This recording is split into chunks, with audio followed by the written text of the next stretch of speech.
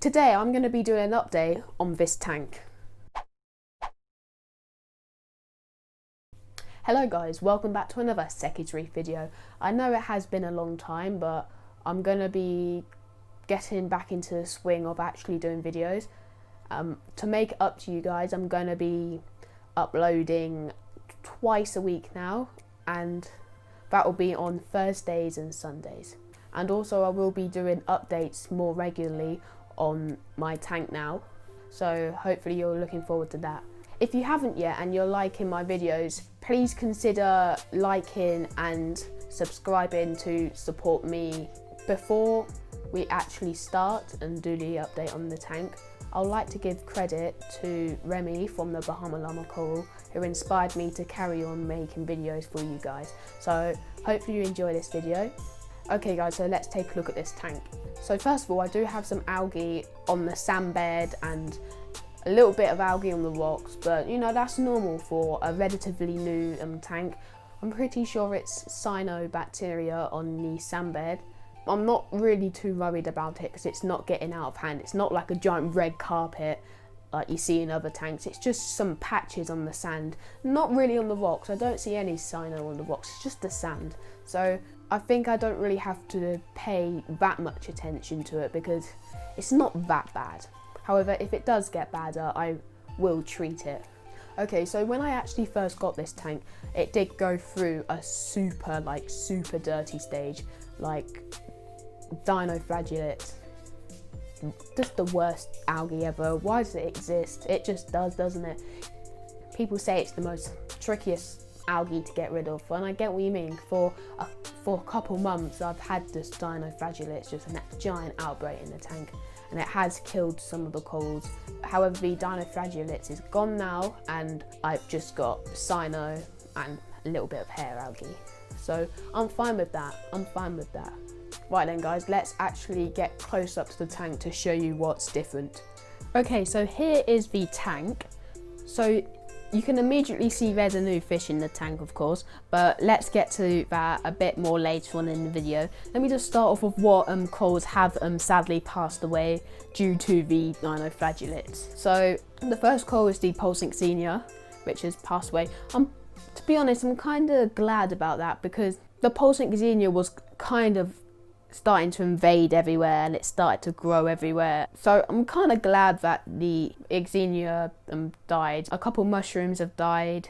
Now also, if you look at the equipment, I do have 2 wave makers. So I used to have only one JCOD WOS4, but that was too little.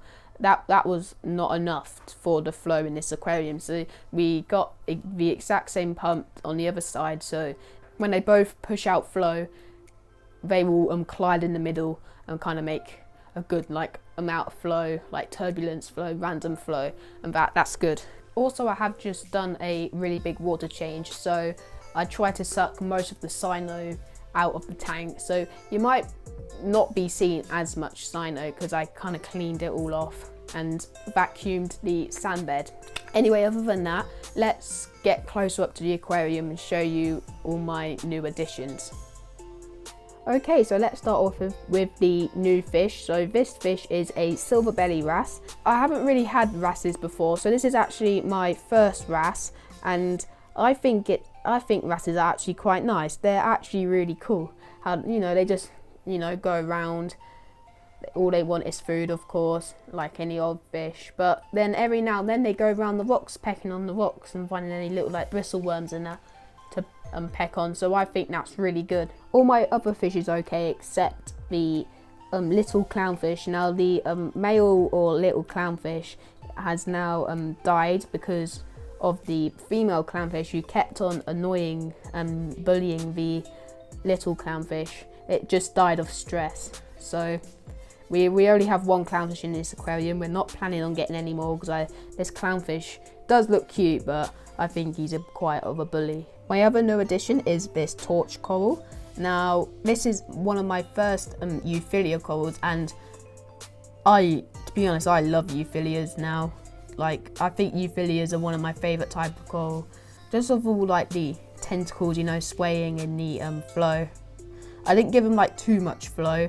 I've only given them a good amount of flow for a Euphilia, and I think it's thriving on very well. The Royal Grammo's doing good, always eating of course. The little Reef gobies are doing very well, all they are, you know, just perching on the rocks all the time. They're eating very nicely like all the other fish.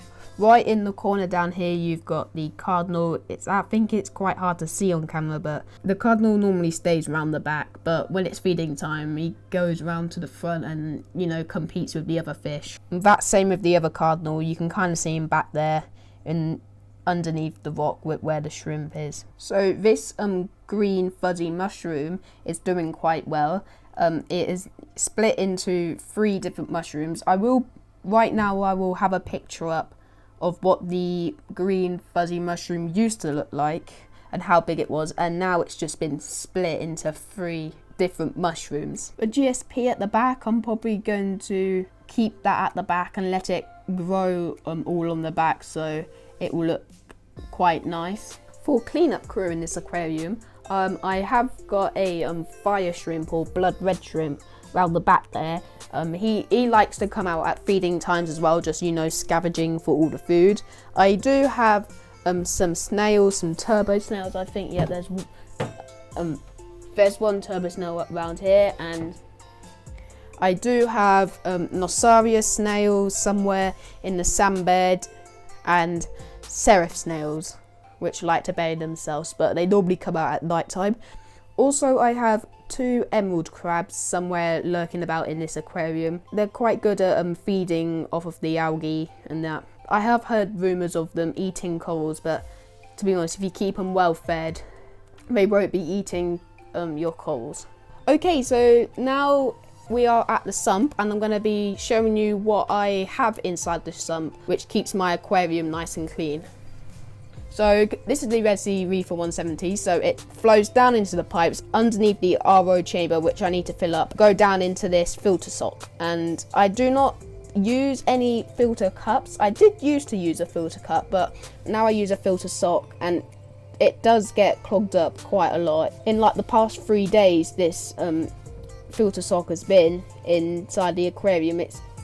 It's clogged up quite a lot, but to be honest, like, it's gonna clog up more poop and algae, so I think it'll be worth just changing it out like loads of times instead of just having a filter cup. Inside the filter sock I have a layer of filter floss, and then a layer of roller phosphate remover, and then I have some filter floss at the bottom. Then it will come out and round into the skimmer area, and wow, this skimmer is amazing at extracting loads of poop. If I was to leave a review on this, I would leave it as 5 stars, because this skimmer, well, number one, it's actually quite overkill for this aquarium, but to be honest, this skimmer is just absolutely amazing. I do have a video on this skimmer, so if you want to see what settings I kind of run the skimmer, the video will appear in the top corner right now. Anyway, it will move on to the biological filtration and then go into the return chamber where the RO top off is and the return pump. And then that return pump will feed it all the way back through a UV sterilizer. Again, I do have another video on this, so if you want to see me unbox this UV sterilizer, there'll be a link to the video right now. And then it will just, you know, come around and then back up into the aquarium. The only thing I'm dosing right now is Vibrant. Vibrant is an aquarium cleaner, which is actually quite surprising. It does clear aquariums as in little as 12 hours. That is a true statement. It does clean up aquariums, it does clean up the water quality and make the water about crystal clear, but it won't kill algae in as little as 12 hours. That takes about 6 to 9 weeks. However, this Vibrant stuff is actually very good. So I'm only dosing about 4 milliliters every week for this Vibrant. So if you want a bottle of Vibrant, I'll give a link to it in the description. Hopefully you enjoyed this video, guys. I haven't done an update in ages, so it's really good to actually tell you guys what is different with my tank, and also it will be good for me to look back at this video in the future to see what has grown and what has changed since then. Anyway, if you did like this video, consider liking and subscribing. That will really help me. And also, like I said in the intro, subscribe to the Bahama Llama Coral, who inspired me to carry on making videos. Anyway, thanks for watching this video guys today, and happy reefing.